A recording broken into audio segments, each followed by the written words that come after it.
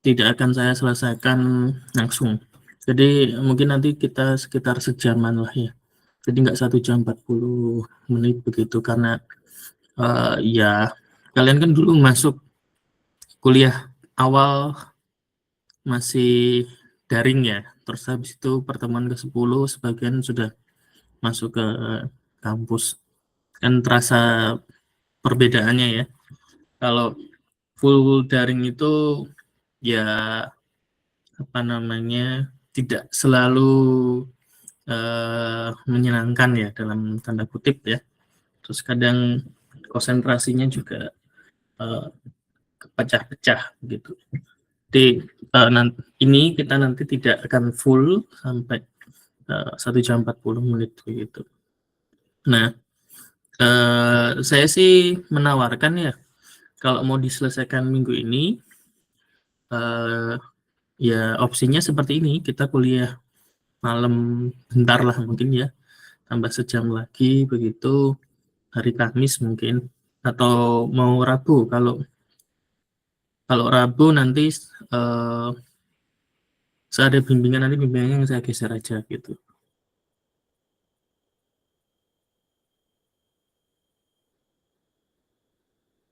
Halo, halo. Ya, atau kalau nggak nanti kalian diskusikan lah ya. Sebenarnya saya kalau pekan ini sih kayak Kamis tuh masih banyak free-nya sih, kecuali jam ke-5 sampai ke-8. Cuman saya ingat saya dulu, kalian kan kayak full ya kuliahnya, begitu. Lupa tak bisa ya hari apa, tapi kayak di tengah pekan itu full kan ya. Makanya kayak yang hari ini kan kita diskusi kemarin seperti ini. Atau opsi lain ya ini kita sejam, terus minggu depan kita lanjutkan, terus kita masuk ke bab yang selanjutnya, masuk ke tom. Nanti tomnya kalau nggak selesai ya dilanjutkannya malamnya. Seperti ini mungkin sejaman begitu. Nah, itu opsi lainnya. Nah, mungkin bisa didiskusikan lah kalau misal ini karena nggak ketemu langsung ya diskusinya kan jadi nggak enak ya. Nah, mungkin besok kalau pas kalian kuliah bareng terus masih ada waktu, entah selesai kuliahnya atau apa, silahkan nanti didiskusikan saja. Gitu. Tapi kalau besok berarti mungkin Kamis ya. Gitu. Atau nyari waktu. Nyari waktu itu yang susah kalau apa pagi ya, karena ruangannya pasti full begitu. Nah, itu saja. Oke, ada pertanyaan dulu, misal terkait case study kan sudah saya bagi ya kelompoknya, topiknya maaf, kalau kelompoknya kan kalian yang bagi ya. Atau belum ada karena memang belum dikerjakan ya. Ada atau belum ada? Belum ada, Pak. Belum ada, Pak. Jangan lirih ya, saya nggak dengar nanti dikira saya ditinggalin. Oke, kalau belum ada kita masuk ke materinya. Oh ya, sama terima kasih ya kesediaannya kalian. Kita harus uh, menyesuaikan ya. Belum muncul.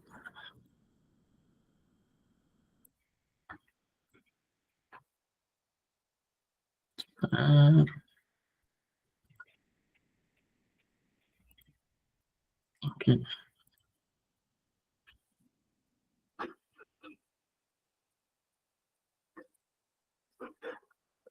Oke.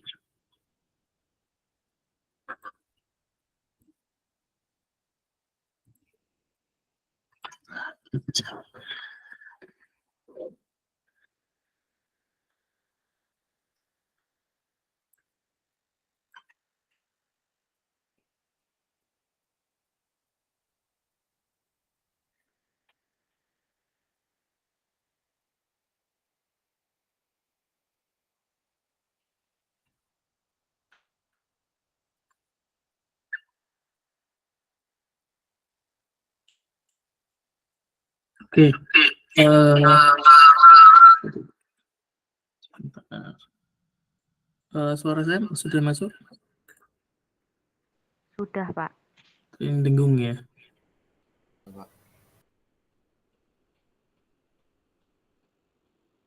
Oh, di sini.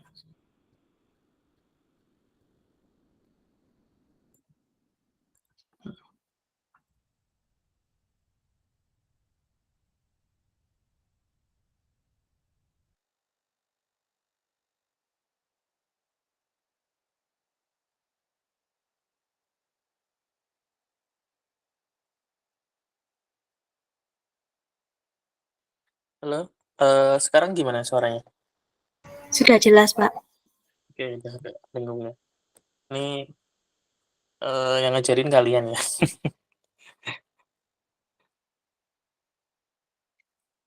Oke, kita masuk materi teori ikatan valensi. Jadi ini bab baru ya. Kalau yang minggu lalu kan kita review ya, dan eh, saya yakin sih eh, hanya mengingat saja sama pemanasan saja kemarin, karena ya kalian sudah sebagian kemarin 2 kelompok sudah mempresentasikan itu di Anvis, kemudian di ujian juga sudah apa namanya mengerjakan. Nah, ini sangat mirip ya dengan teori ikatan valensi, dasarnya sama dengan yang kalian dapatkan di SIK. Ya, 3 tahun yang lalu ya. Nah, eh, kalau dilihat dari perjalanannya, pertama ini sebenarnya diawali dari teori dari Werner ya. Di bab yang ada di bukunya Pak Effendi kalau kalian mau lihat. Nah, di teorinya Werner itu, Werner tidak menjelaskan bagaimana ikatan antara ligan dan logam itu terbentuk. Sementara teori ikatan valensi, ya ini adalah teori pertama yang menjelaskan bagaimana ikatan antara ligan dan logam itu terbentuk. Nah, teori ini juga bisa menjelaskan kemagnetan dan kestabilan senyawa kompleks. Nah, pada dasarnya ada 2 konsep dalam teori ini nanti. Ya, eksitasi dan juga nanti ada hibridisasi. Nah, ini mungkin juga sudah lumayan familiar ya dengan BK. Nah, hanya bedanya kalau dulu kalian bahas BK di SIK, itu terus ada kemungkinan-kemungkinan struktur dengan BK yang ada.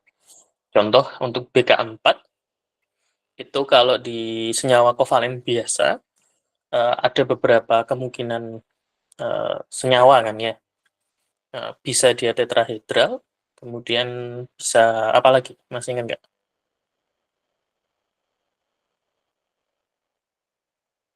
Bujur sangkar.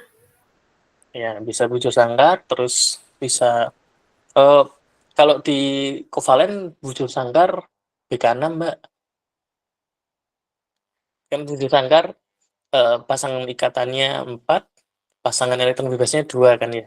Di senyawa kovalen, di senyawa kovalen biasa, bukan kompleks. Kalau yang 4, yang NH3, NH3 itu bentuknya apa?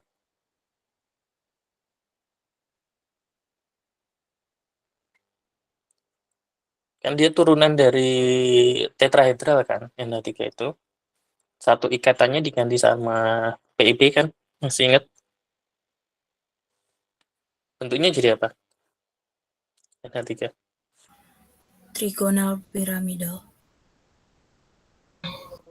Ya, trigonal piramida.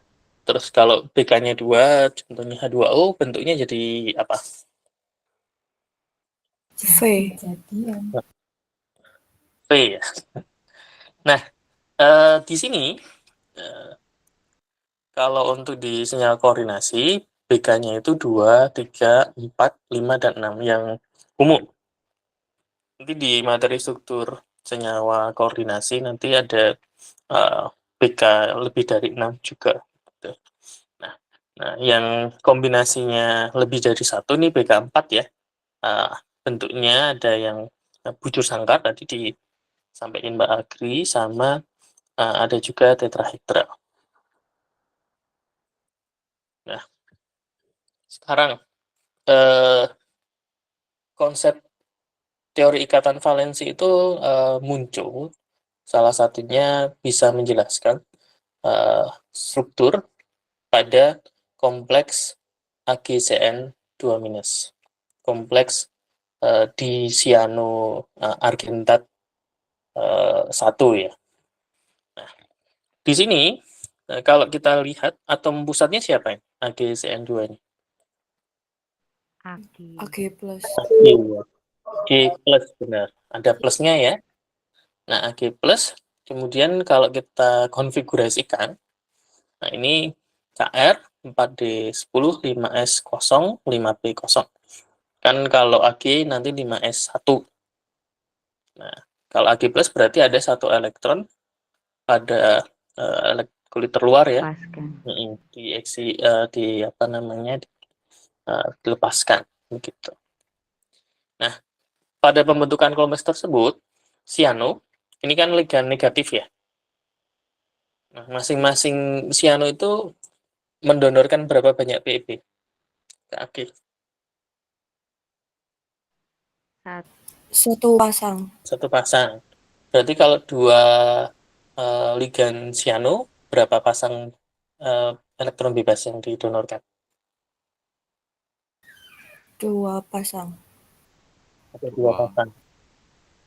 Oke. Nah, sekarang kan sudah mulai muncul polanya ya.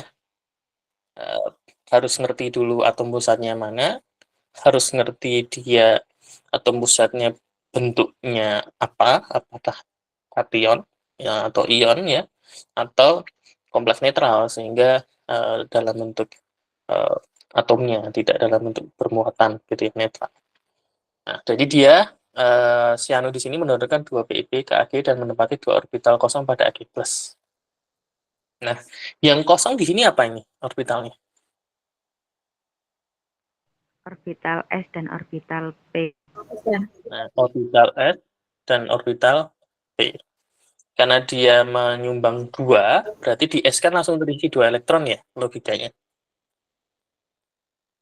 Sisanya berarti terisi pada orbital P. Nah, P. kalau masih ingat bentuk orbital kan seperti ini ya. Berarti ada yang di S, itu. Kemudian ada yang di P. P-nya sebenarnya bebas ya, mau PX, PY, atau PZ, begitu. Nah, menempatinya kan berarti di posisi ini. Dan kalau masih ingat, S itu kan pendek ya, ikatannya dia orbital S itu kan lebih pendek daripada P. Artinya, kalau kita mengikuti konsep ini, kedua orbital itu akan punya panjang yang tidak sama. Nah, terus ada kemungkinan kedua. Kemungkinan kedua, tidak ngisi di S, tapi semuanya ngisi di P. Bisa PX dengan PY, begini. Bisa PX dengan PZ. Bisa PY dengan PZ. Nah, bentuknya nanti apa kalau menempati di P?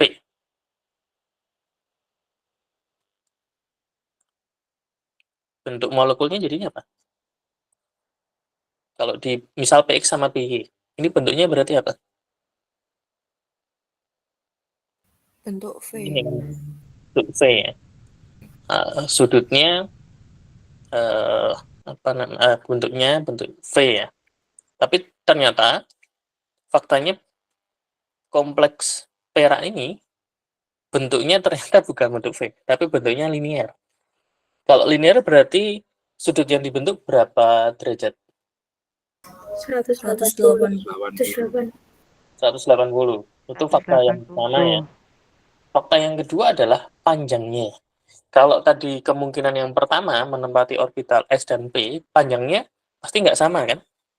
AgCN yang orbital PeB-nya dari Cn itu menempati orbital S, itu pasti lebih pendek daripada panjang ikatan AgCN, di mana PeB dari Cn-nya menempati posisi Pi.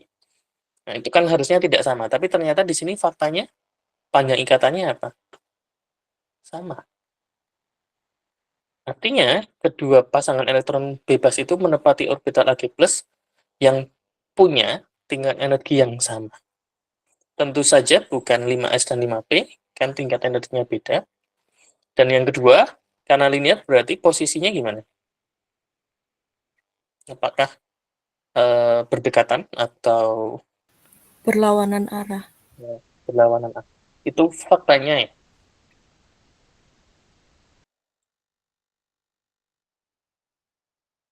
Nah, dari situ kemudian fakta itu bisa dijelaskan dengan lebih baik dengan teori ikatan valensi. Nah, kalau masih ingat teori ikatan valensi dulu, ada yang namanya konsep hibridisasi. Nah, hibridisasi itu adalah proses pembentukan orbital-orbital hibrida dengan tingkat energi yang sama melalui kombinasi linear dari orbital-orbital atom yang berbeda dengan energi yang sama. Nah, kuncinya ini, yang kosong pada kompleks perak tadi adalah orbital S dan orbital apa? P. P. P. Nah, P. orbital S dan P pada kompleks tadi dari atom pusat Ag+ tadi itu kemudian melakukan kombinasi linear sehingga dihasilkan orbital atom yang berbeda dari pembentuknya, dari orbital S dan P pembentuknya ya. Nah, hasil kombinasinya itu punya tingkat energi yang sama. Nah, ini kan kemarin contoh dulu kombinasinya. Ini prosesnya. Nah, hibridisasinya macam-macam. Kalau yang terlibat satu orbital S dan satu orbital P, hibridasinya akan dihasilkan apa namanya hibridasi sp.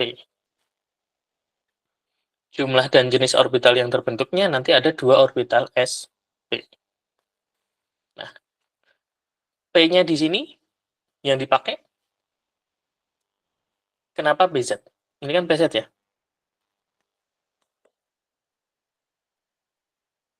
Kenapa?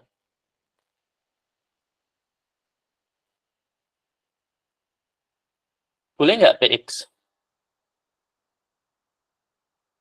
Atau kenapa nggak PX? Atau kenapa nggak BZ? Kenapa di situ BZ?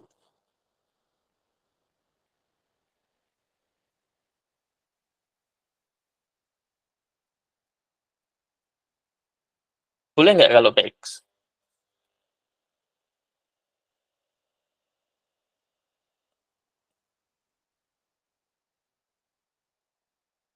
Halo, suara saya terdengar? Terdengar. Oke. Ini nanti saya tanyakan lagi kalau ketemu. Nah, terus ini semua adalah kombinasi yang hibridasi yang mungkin terbentuk dari orbital-orbital yang terlibat nanti. Nah, kemudian dari hibridasinya ini, susunan dalam ruangannya nanti membentuk struktur yang berbeda-beda. Kalau SP, antara dua orbital SP ini, bentuknya dalam ruangan berlawanan arah. Karena berlawanan arah, struktur yang terbentuk bentuknya apa? Berlawanan arah nih. Linear. Linear. Oke. Kalau SP2, ini terbentuk dari 3 orbital SP2, masing-masing orbital itu akan mengarah pada pojok-pojok segitiga sama sisi. Berarti bentuknya Segitiga planar. ya terbentuk. Nah, yang unik yang ini kan ya. Nah, orbital yang terlibat, kalau di total dua-duanya ini ada 4. Tetapi jenis orbitalnya ternyata berbeda. Kalau kombinasinya satu orbital S, 3 orbital P, nah, hibridasi yang terbentuk adalah SP3. Susunan dalam ruangnya nanti akan membentuk tetrahedra. Nah, kalau orbital yang trivial itu adalah satu orbital D dan satu orbital S dan dua orbital P, hibridasi yang terbentuk adalah DsP2. Bentuknya bujur sangkar. Gitu. Dan seterusnya. Oke. Sampai sini nggak ada masalah ya. Ini mengulang. Seingat saya ini Bu Nani Farida dulu yang masuk. Bukan masuk ya. Yang jelasin duluan. Kebetulan waktu itu kalian masih online. Si bejannya masih, Jessica?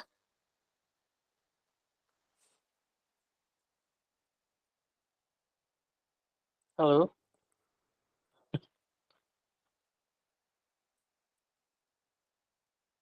Halo, halo. Masih ada, Pak. Oke. Masih ada, Pak. Kalau nanti merasa masih kurang penjelasan mendasarnya, kalian bisa buka-buka lagi ya di materi Jessica, bagian teori ikatan valensi di bagian hibridisasi. Konsep dasarnya sama. Perbedaannya kalau yang di sini, orbital yang terbentuk itu ada kontribusi dari pasangan elektron bebas yang berasal dari ligan. Itu saja bedanya. Gitu. Oke. Hubungan antara BK dengan struktur molekul, ini sudah ada gambaran ya. Bentuknya nanti seperti ini kombinasinya. Jadi kalau yang SP, ini dari orbital S dan juga orbital P. Nanti akan terbentuk orbital hibrida SP. Begitu. Tingkat energinya antara S dan P kan beda ya. S lebih rendah daripada P kan. Nah, apabila ini misal kita punya satu orbital S dan 3 orbital P. Ketika keempat orbital ini berkombinasi linear, itu akan menghasilkan orbital hibrida sp3, yang dimana keempat orbitalnya ini punya tingkat energi yang sama. Maka ini digambarkan orbital hibridanya dalam bentuk garis, dan garisnya sejajar kan ya, artinya tingkat energinya sama. Gitu. Nah ini kombinasinya kalau orbital hibrida sp2, bentuk dalam ruangnya ini tadi, trigonal planar. Nah, yang ini adalah SP3.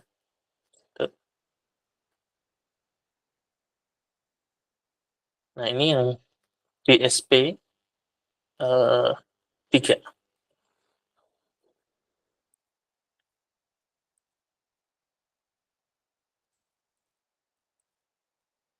Kalau ini adalah DSP2,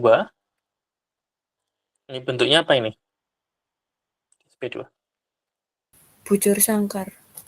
Bujur sangkar. Kalau ini D2SP3, Oktahedral. ya, oktahedral.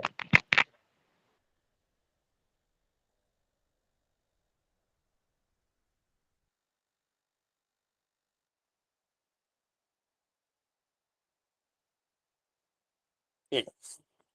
Nah, sekarang bagaimana pembentukan kompleks? Nah, ternyata kalau kita lihat ada dua kemungkinan pada proses pembentukan kompleksnya dijelaskan dengan teori ikatan valensi. Yang pertama adalah tanpa proses eksitasi. Nanti yang kedua adalah dengan proses eksitasi. Nah, ini langkah-langkahnya. Langkah yang pertama adalah tulis konfigurasi elektron atom pusat dari keadaan dasar. Artinya, kalian harus tahu atom pusatnya dalam kompleks tersebut itu apa. Nah, contoh ini AgCN2-. Ini atom pusatnya siapa ini? Ag+. Ag+. Kenapa kok tahu muatannya plus? Plus 1 ya berarti. Dari mana kalian bisa tahu muatannya plus 1? Karena dari ligannya sendiri itu ligan negatif, ya. Cn itu min, dua kalinya jadi Cn 2 min. Maksudnya dari liganya itu ada 2 min, kemudian di situ anion dengan muatannya itu -1. Jadi Ag-nya +1 ditambah dengan Cn2- jadinya itu -1. Oke. Jadi seperti yang minggu lalu kita ulang ya, waktu itu kita review. Pertama kalian analisis dulu, ini kompleks apa? Kan bisa molekular, bisa ionik ya. Nah ini jelas tidak molekular. Kenapa? Karena bermuatan. Karena bermuatan. Sesimpel itu kan ya. Nah, bermuatan negatif. Berarti ini kompleksnya adalah menunjukkan ion kompleks berupa anion. Nah, ingat, artinya pada kompleks ini total bilog dari atom pusat atau muatan atom pusat itu dengan total dari ligan akan sama dengan muatannya. Muatannya ini -1. 1. Nah, ya, ligan Cn ini kan -1 tadi. Nah, jumlahnya 2. Berarti total ini muatannya -2. 2. Nah, berarti berapa bilogs atau muatan dari Ag ketika dijumlah dengan ligan Cn-2 hasilnya -1. Berapa? 1. +1 ya. Berarti yang ini Ag-nya atau pusatnya itu berupa Ag+. Begitu. Nah, ini langkah pertama. Ini yang saya wanti-wanti waktu minggu lalu. Kalau kalian masih ada masalah di materi atau di bagian ini, nah harus dikejar dulu. Gitu. Nah, kalau itu udah beres, baru kita konfigurasikan ion Ag+. Nah, konfigurasinya ternyata Kr 4D10, 5S0, 5P0. Seperti ini kan ya. Nah, kemudian ion Ag+ saat hibridisasi. Nah, kuncinya sebenarnya di sini, hibridisasinya. Yang bisa dipakai atau yang bisa kita hibridisasikan itu kan adalah orbital-orbital yang kosong. Kenapa? Karena orbital ini akan kita kombinasikan sehingga, atau gini, karena orbital hibridasinya ini akan dipakai untuk apa namanya, pasangan elektron bebas dari ligan. Oke, sampai di sini ada yang kesulitan atau masih belum menangkap alurnya? Karena konsep ini nanti dipakai lagi di TOM dan di teori medan kristal nanti dipakai juga. Gitu. Ini basicnya. Nah, pertanyaan selanjutnya, kenapa ini hanya perlu satu orbital S dan satu orbital P? Logikanya gimana?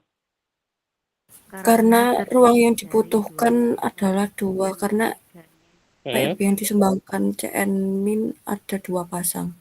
Oke. Kuncinya lagi-lagi di sini. Kalian kan sudah tahu atom pusatnya mana. Berarti sisanya adalah ligan kan? Ligannya kan ada ligan Cn. Jumlahnya 2.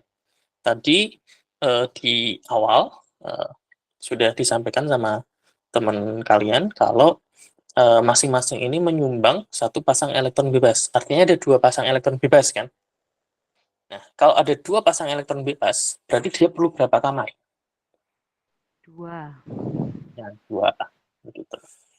Nah, sehingga diambil satu 2. orbital S dan satu orbital P.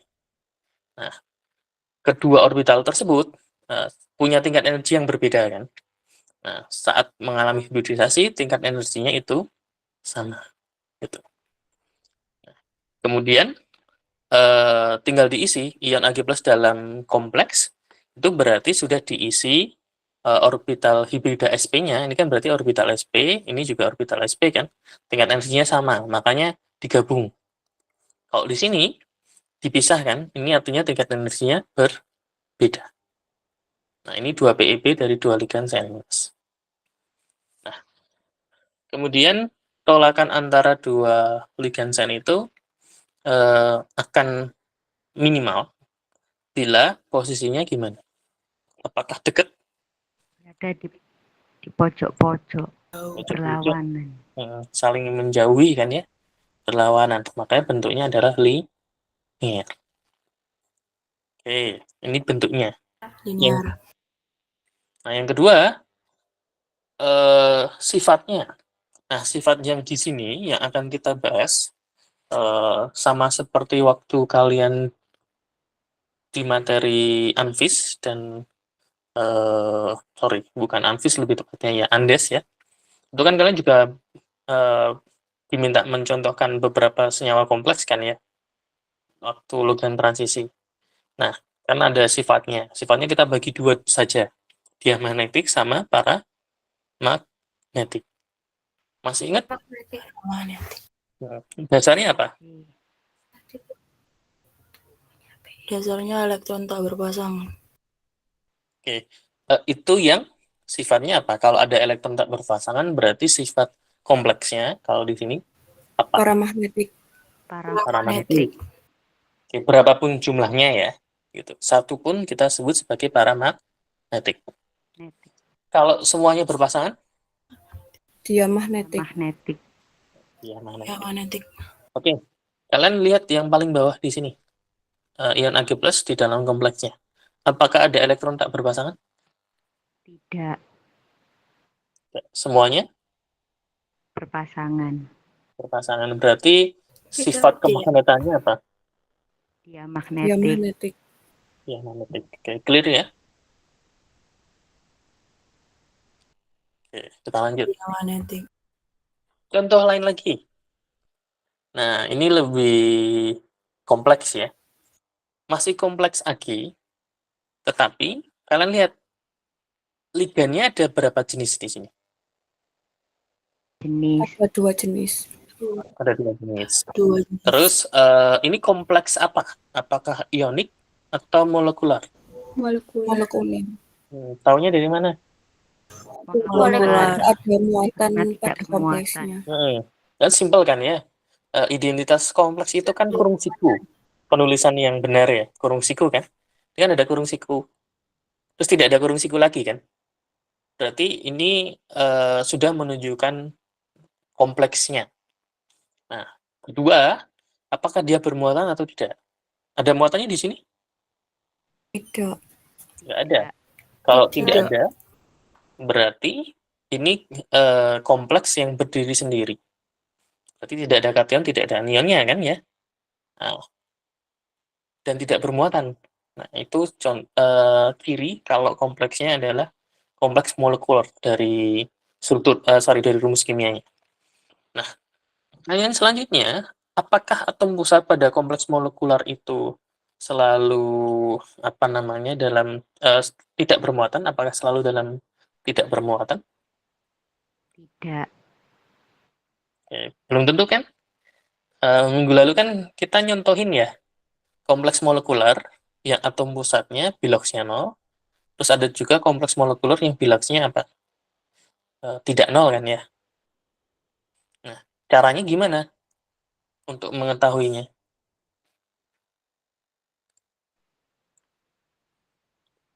Caranya gimana? Dilihat dari ligannya. Oke.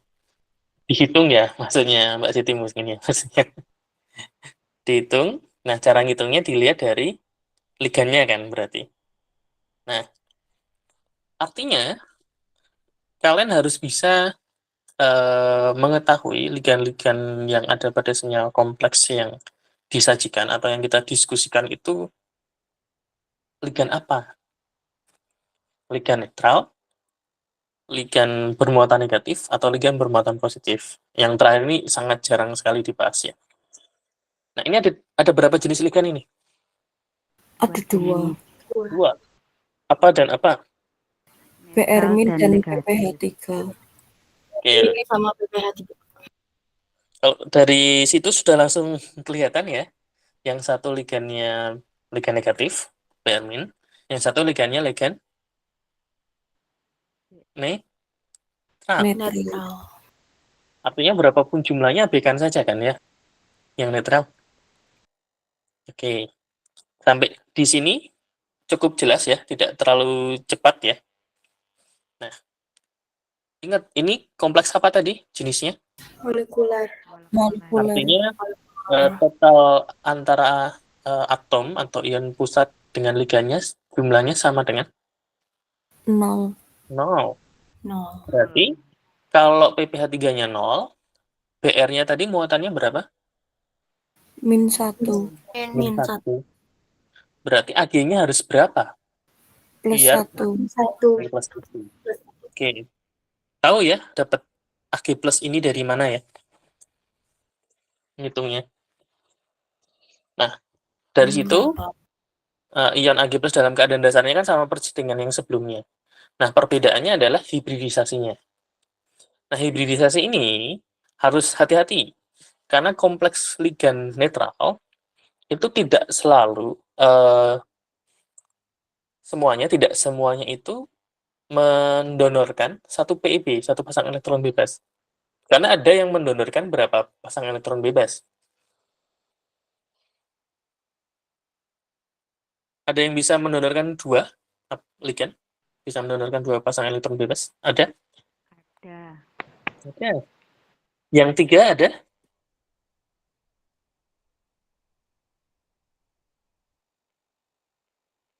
Tiga ada? Ada. 4 juga ada kan? Nah, artinya tidak hanya kalian tahu ligannya jenisnya apa. Nah, dia mendonorkan berapa pasang elektron bebas juga perlu kalian ketahui. Nah, ini kebetulan semuanya masing-masing mendonorkan 1 PIB ya. Berarti total yang didonorkan berapa PIB nih? 3 pasang. 3 pasang. Perlu berapa kamar kosong berarti? 3 kamar kosong. 3. Berarti dia perlu 3 orbital kan ya? Nah, diambil 1 dari S, sisanya diambil dari P. 2.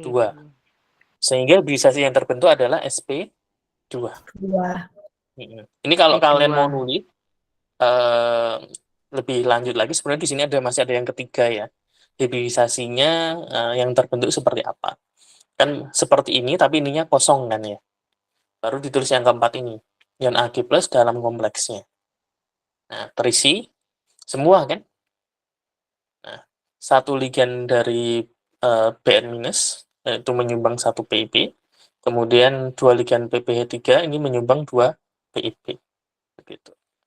Nah, sama seperti tadi, kompleks ini akan stabil artinya tolakan antar ligannya itu paling rendah itu kalau posisinya saling menjauh. Nah, bentuknya dalam ruang yang paling sesuai adalah trigonal magnetar. Sifat kemagnetannya apa ini? Diamagnetik. Karena elektronnya berpasangan semua. Oke, good.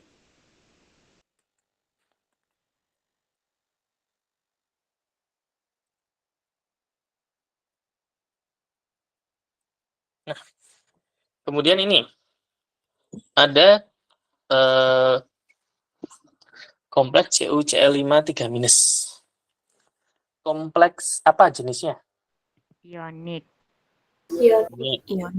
Nah, kompleksnya berupa anion. Nah, sama seperti tadi, kita hitung atom pusatnya jelas tembaga ya, Cu. Nah, kita hitung Cl-nya ada 5. Berarti total Cl itu ligan bermuatan netral atau bermuatan negatif? Negatif. Negatif berapa? Min 1. Negatif 1. Min 1. Ada 5 berarti muatannya minus 5. 5.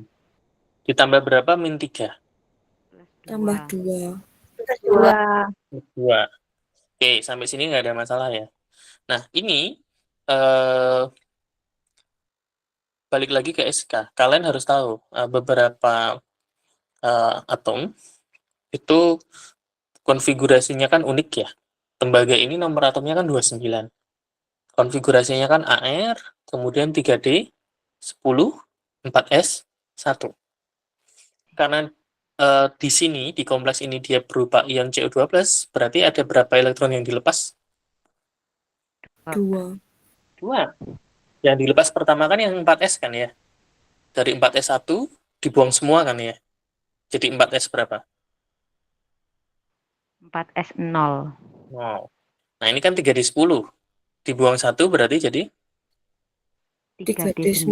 Oke. Ini hati-hati. Beberapa kali kita mengambil tipe-tipe kompleks yang seperti ini, konfigurasi elektron atomnya, itu pengisian di D dan S-nya itu unik, begitulah ya. Nah, pada salahnya rata-rata adalah kalau ini masih lumayan karena CO2 plus kalau salah konfigurasikan 3D94S2 masih aman. Tapi kalau ion yang terbentuk itu bukan 2 plus tapi plus 1, jadi beda nggak nanti konfigurasinya? Beda. Jadi beda. Kalau nulis konfigurasinya 3D10 4S1, kalau itu Cu plus kan S-nya hilang semua, kosong. Tapi kalau itu kalian ngisinya 3D-nya 9, 4S-nya 1, berarti S-nya masih ada elektron nggak berarti? Masih. Masih ada 1. Nah, itu harus hati-hati yang seperti itu. Oke, lanjut. Sama seperti tadi, ini ada berapa banyak ligan? 5. 5. Kalau hanya menggunakan S dan P, apakah cukup jumlah Tidak. orbitalnya? Enggak. Kurang berapa? 1 orbital. 1. Nah, ingat di sini kan sebenarnya masih ada D kan? D-nya juga kosong kan 4D-nya. Nah, 4D-nya itu diambil 1. Sehingga kombinasi linearnya, hibridisasi yang terbentuk untuk kompleks ini, itu dibentuk dari orbital S, 1, orbital P ada 3, dan 1 orbital D. Hibridisasinya menjadi apa? SP, 3D. 3D. Nah, ini adalah konfigurasi yang Cu2 plus dalam kompleksnya. Oke, 5. 5 itu bentuknya trigonal bipiramida, bentuk ruangnya. Diamagnetik atau paramagnetik? Paramagnetik. Kenapa? Karena ada elektron elektronnya tak tidak berpasangan. berpasangan. Tidak berpasangan. Gimana? Ada orbital D. Nah, di sini kan ada 1 kan yang tidak berpasangan kan ya. Sifatnya paramagnetik dan harga kemagnetannya itu setara dengan 1 elektron tak berpasangan. Gitu. Oke, ada pertanyaan sebelum saya lanjutkan? Ini. Oke, kalau nggak ada yang ini. Nah, ini juga sama seperti tadi. Kuncinya adalah kita lihat ini kompleksnya kompleks apa. Jelaskan ya. Kompleks bermuatan berarti bukan molekuler. Muatannya negatif berarti ini kompleks yang berupa anion. Artinya total muatan dari Fe dan Cl-nya harus -3. Nah, Cl ini termasuk ligan yang enak untuk diingat. Ligan-ligan yang halida itu kan muatan -1 ya. Ini ada 6 berarti -6.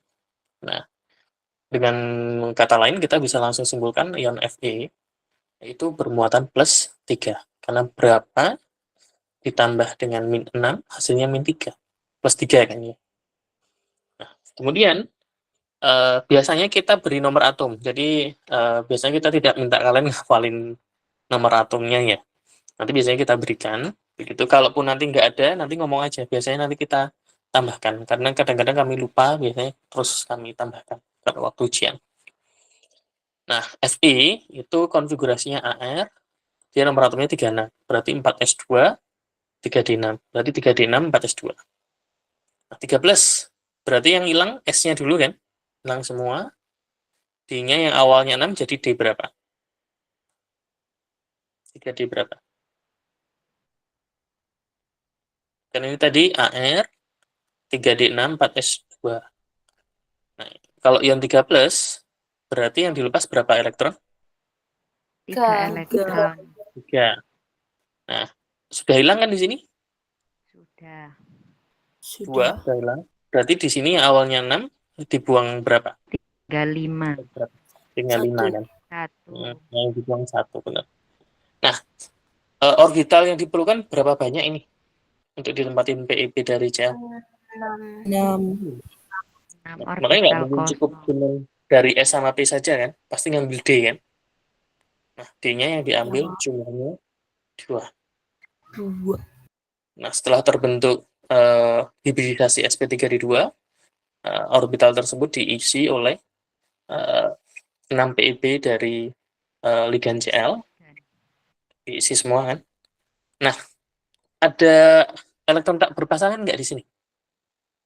Ada. Berapa jumlahnya? 3D. 5. 5. 5 elektron tak Diamagnetik berpasangan. atau paramagnetik? Paramagnetik. Makanya paramagnetik itu. Kembangan ya. Nah, sekarang pembentukan kompleks dengan proses eksitasi sama seperti tadi, cuman ada tambahannya. Tambahannya adalah di sini, di nomor 2. Nah, tulis konfigurasi elektron atom pusat dari keadaan eksitasinya.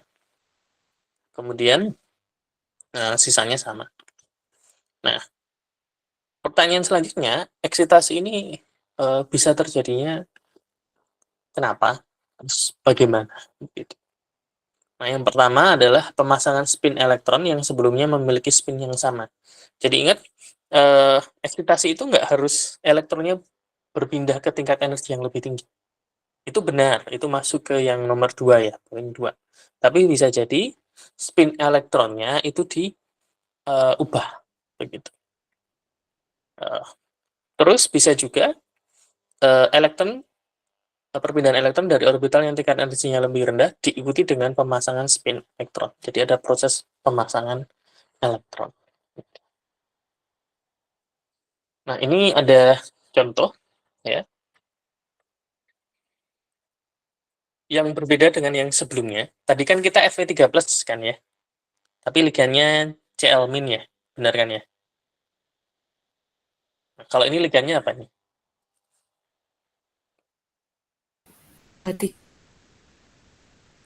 NH3. NH3. Oke, ligan amina ya.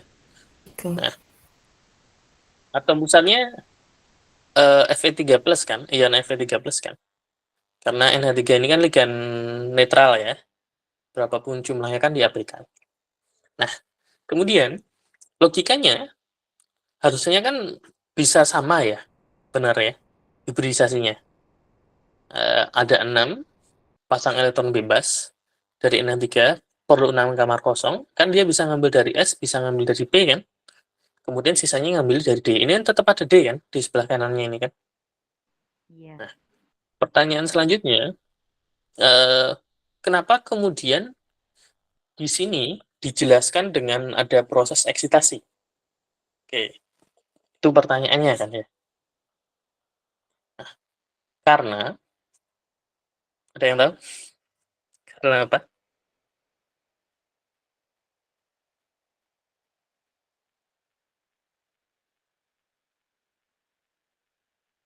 Karena karena apa?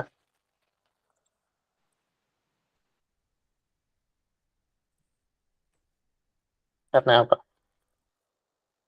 Karena ini.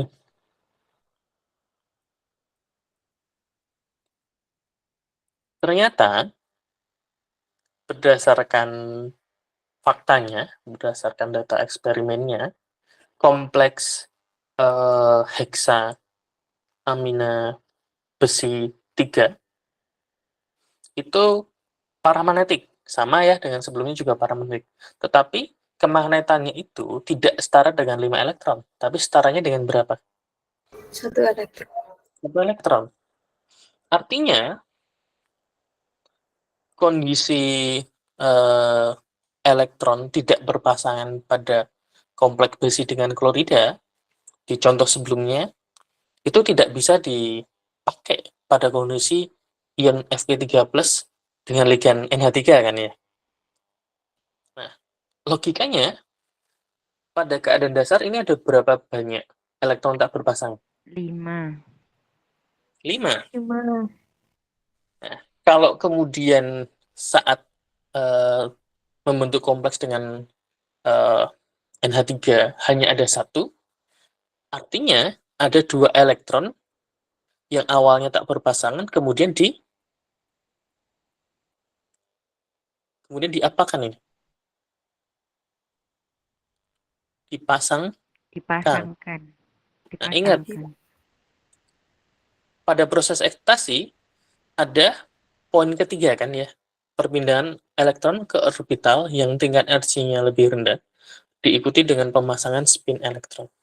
Nah, ini kan diikuti dengan pemasangan spin elektron. Jadi awalnya spin up kita jadikan spin down dan kemudian kita pasangkan. Nah, ini adalah proses ekstasinya. Nah, sudah cocok kan ya dengan jumlah elektron tidak berpasangan yang menunjukkan kemagnetannya. Nah, lalu hibridasinya juga berbeda. Karena di G-nya ini juga ada yang kosong kan? Ini kan ada yang kosong kan ya? Berapa yang kosong ini? 2.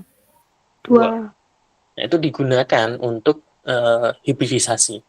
Jadi 2 dari orbital D, tapi sumbernya 3D. Kemudian 1 dari S, sudah 3 ya? Kurang berapa? 3. 3. 3-nya ambil dari B. 3 lagi. Makanya hibridisasinya ini D2SP3.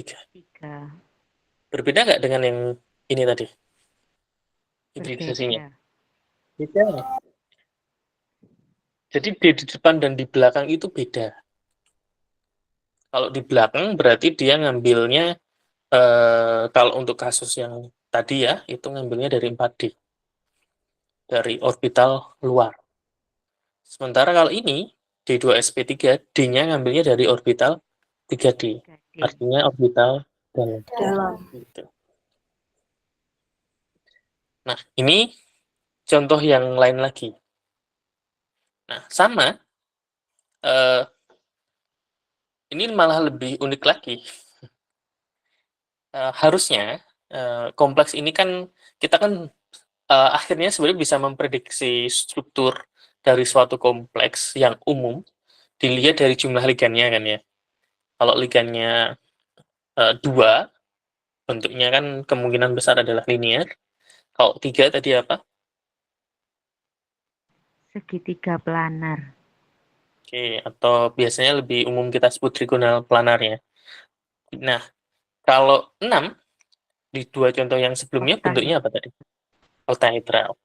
Nah, kalau 4, itu kan ada 2 kemungkinan ya. Kemungkinan pertama adalah tetrahedral, yang kedua adalah bujur sangkar.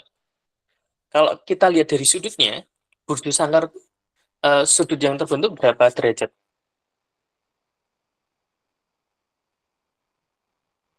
Bujur sangkar? 90. 90 derajat. 90 kan ya. Kalau tetrahedral? 109,5 derajat. Oke. Di atas 90 yang pasti ya. Apakah 109,5 atau lebih kecil atau lebih besar sedikit? Nah, itu perlu data lebih lanjut. Karena yang nilainya segitu kan tetrahedral untuk contohnya 4 begitu. Tapi artinya sudut yang dibentuk lebih besar kan ya untuk tetrahedral. Kalau sudut yang dibentuk lebih besar, tolakan antar ligannya kuat atau lemah? Lemah. Kalau lemah, stabil atau tidak stabil logikanya? Stabil. Stabil. Harusnya kalau jumlah ligannya 4, bentuk molekul yang diadopsi kan tetrahedral ya, logikanya ya. Nah, tapi ternyata untuk kompleks nikel dengan Cn ini, dengan cyano ini, yang dibentuk ternyata bukan tetrahedral, tapi bujur sangkar. Nah, buktinya atau taunya dari mana? Karena sifatnya diamagnetik. Kalau dia itu sifatnya atau gini, kalau dia itu bentuknya tetrahedral, orbital yang dipakai untuk hibridisasi, maaf, ini dari orbital apa berarti? S kan? SP3. S dengan P kan? Berarti ini kan langsung dihibridisasikan, kemudian pasangan elektron bebas dari ligannya mengisi orbital hibridisasi dari itu. Tapi ternyata kalau seperti itu harusnya sifatnya apa? Kemagnetannya diamagnetik atau paramagnetik? Kalau tetrahedral dia Paramagnetik. paramagnetik. Tapi faktanya ini ternyata diamagnetik. Nah, diamagnetik berarti dua elektron yang tidak berpasang di orbital 3D ini mengalami proses eksitasi dan berpasangan. Nah, sehingga orbital yang digunakan untuk hibridisasi itu sumbernya dari satu orbital 3D, satu orbital dari 4s, nah sudah dua ya. Nah, sisanya yang dua diambil dari dua orbital dari 4p. Nah, hibridisasinya adalah di sp2. Nah, penjelasan lebih detailnya ini karena apa namanya menstabilan kompleks dengan ikatan balik ini nanti akan saya jelaskan, tergantung kalian diskusinya ya. Tapi jangan mendadak ya. Kalau besok nggak bisa diskusi ya sudah, maksudnya kita lanjutkan di kuliahnya kita normal di hari Selasa. Nanti yang jam kurangnya kita cari kompensasinya nanti seperti apa didiskusikan di kelas. Begitu. Oke. Ini sifatnya diamagnetik. Nah, kemudian ini contoh yang lain lagi, Ce2+. Sama. Ini uniknya adalah ternyata hasil eksperimen, ini kan sebenarnya sp3 juga bisa ya. Kan ini 4 lagi ya, sp3. Dan paramagnetik juga kan? Ada berapa elektron ini yang tidak berpasangan? 1 elektron. Satu. Cocok ya dengan faktanya. Paramagnetik dan harga kemagnetannya setara dengan 1 elektron. Kan cocok. Tapi saat dicek strukturnya, jadi ini tidak hanya melihat sifat magnetiknya, tapi strukturnya nggak cocok. Karena sudut yang terbentuk itu tidak lebih dari 90 atau 100, mendekati 109,5. Ternyata sudut yang dibentuk itu sekitar 90 derajat. Nah, itu artinya bentuk molekulnya bukan tetrahedral, tapi bentuknya apa? Bujur sangkar. Bujur sangkar. Nah, ini konfigurasinya kemudian menyesuaikan. Nah, ini contoh yang lainnya lagi. Gitu. Sama ya, seperti itu tadi. Nah, ini kalau dari keadaan dasar, kemudian langsung diisi dengan 5 ligan 5 PEP maaf dari ligan CO, itu harusnya kan langsung mengisi di sini. Tapi ternyata faktanya, dan harusnya sifatnya diamagnetik kan ya. Tapi ternyata faktanya sifatnya diamagnetik. Artinya semua elektron dari D dan S-nya, kalau dalam keadaan dasarnya ada yang tidak berpasangan. Nah ini ingat ya, analisisnya sama seperti tadi ya. Jangan ujuk-ujuk langsung ke sini ya. Kalau masih agak kesulitan, kalian harus apa namanya dianalisis dulu ini kompleks apa. Ini kan kompleks molekular ya. Kemudian ligan yang dipakai di sini ligan CO. Ligan apa? Netral apa negatif? Netral. Netral. Kalau netral berarti apa? Fe-nya apakah dalam bentuk ion atau tidak? Netral. Netral. 0 kan ya? Kalau 0 kan berarti nomor atomnya 26, konfigurasinya AR, 3D6, 4S2. Ini cocok kan 3D6, 4S2. Nah, harusnya ada 4 elektron tidak berpasangan kan ya. Tapi faktanya ternyata sifatnya diamagnetik. Artinya semuanya ini berpasangan. Nah, ini kondisi atom Fe pada eksitasinya. Nah, ini kondisi hibridisasinya. Oke. Sampai di sini dulu. Ada pertanyaan tidak?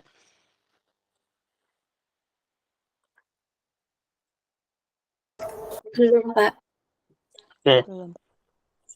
Nah, saya merencanakan sampai di situ dulu. Jadi buat apa namanya pemanasan. Kalau 2 jam jimit, saya sih yakin tidak efektif ya. Saya yakin tidak efektif. Jadi saya merencanakan kita cuman 1 jaman saja begitu. Oke, belum ada pertanyaan ya? Belum. Oke, kalau belum ada, silahkan besok bisa kalian diskusikan.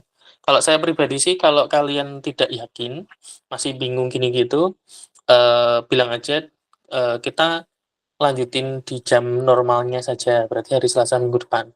Nanti pas Selasa dengan saya di akhir perkuliahan kita diskusikan lagi, karena kita kan kurang separuh berarti kan, kurang separuh pertemuan kan. Gitu. Nanti kompensasinya gimana? Apakah di hari Selasa malamnya seperti hari ini, atau kita cari hari lain, atau ya kita move dulu, diselesaikan, nanti kurangnya dicicil di akhir kan juga tidak ada masalah. Gitu. Oke, ini satu. Terus yang kedua, tolong yang aktif berdiskusi di pertemuan Sabtu minggu lalu, dan di hari ini tolong nanti menulis di grup Telegram ya. Gitu. Oke, beberapa tadi kan sebenarnya muncul ya di notif saya, cuman kan ada beberapa yang lainnya kan berbarengan ya. Nah, itu silahkan ditulis saja sebagai bukti keaktifan apa namanya ini, kalau ada kantin kejujuran ini namanya keaktifan kejujuran ya. Jadi silahkan nanti bisa menulis di grup Telegram untuk keaktifan 2 pertemuan ini. Pertemuan pertama minggu lalu dan pertemuan hari ini. Itu kontrolnya teman-teman kalian ya.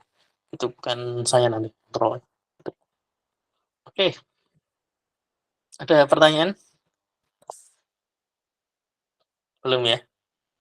Belum, Pak. Oke. Belum.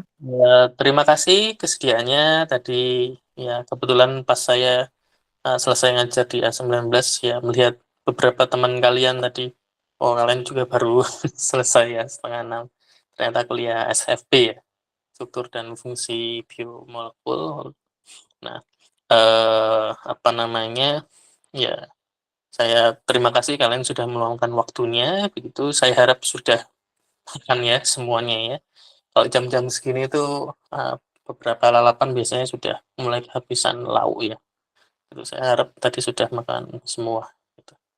Nah, silahkan nanti didiskusikan besok. Kalau besok nggak nemu, kira-kira, ya ngomong aja di grup ya. Kita sesuai jadwal dulu saja gitu. Jadi meet-nya minggu ini hanya hari ini. Syukur sih kalau misal nanti bisa saya tambah-tambahin di waktu normalnya kita begitu. Jadi tidak perlu kesulitan atau kita harus nambah jam di lain waktu.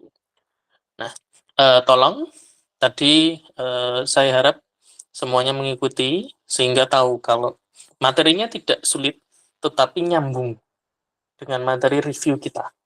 Tentu saja review kita punya keterbatasan waktu ya, sehingga tolong secara mandiri kalian masing-masing yang merasa tadi masih kesulitan menentukan ini atom pusatnya yang mana, kemudian ligan, tahu nih ligan nih, tapi charge-nya berapa, muatannya berapa, nah itu berarti jadi PR ya, kalau masih kesulitan itu jadi PR, nah mau tidak mau harus dipelajari, gitu. Kemudian kalau sudah tahu muatannya, nah pada teori ikatan valensi penting kita tahu kontribusinya. Dia mendonorkan berapa banyak PIB sih. Nah, kebetulan ini yang kita bahas masih apa namanya, masing-masing ligan memberi kontribusi 1 PIB. Bisa jadi di soal di pembahasan-pembahasan selanjutnya nanti lebih dari 1 PIB. Nah, berarti kan nanti beda lagi kan ya, harus hati-hati lagi kan waktu menentukan hibridisasinya nanti seperti apa begitu. Nah, itu basic, tetapi kalau dilihat dari pengalaman sebelum-sebelumnya, beberapa yang nilainya di bawah teman-temannya, itu terutama hal yang tadi saya sampaikan itu terlewat, itu terlalu dalam tanda kutip ya, terlalu menyepelekan, gitu. Padahal ya memang hal yang tidak sulit ya, tetapi kalau terabaikan pemahamannya kan jadi tidak utuh, begitu. Nah, itu saja. Ini sudah over 5 menit ya dari rencana saya. Rencana saya kan hanya 1 jam saja kita hari ini.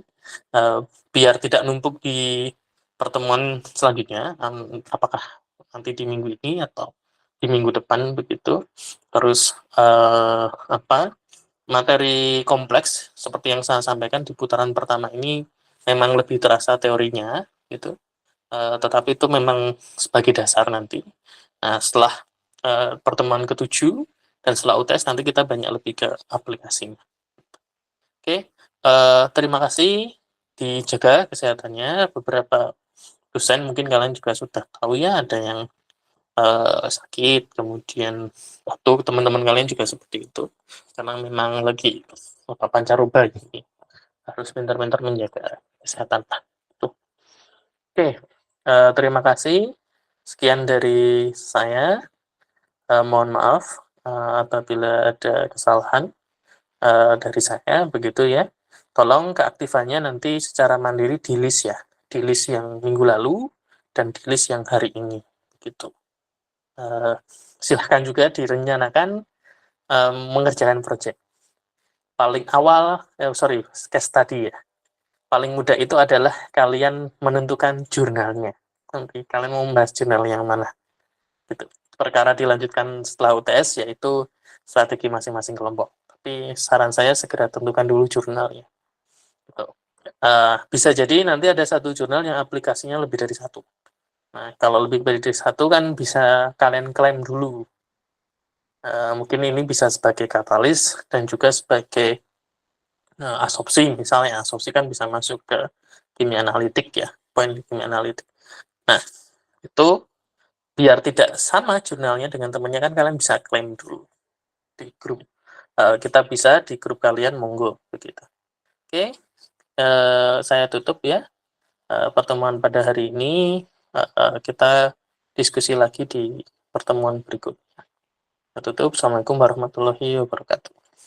Waalaikumsalam warahmatullahi wabarakatuh. Terima kasih, Pak. Terima kasih, Pak. Baik,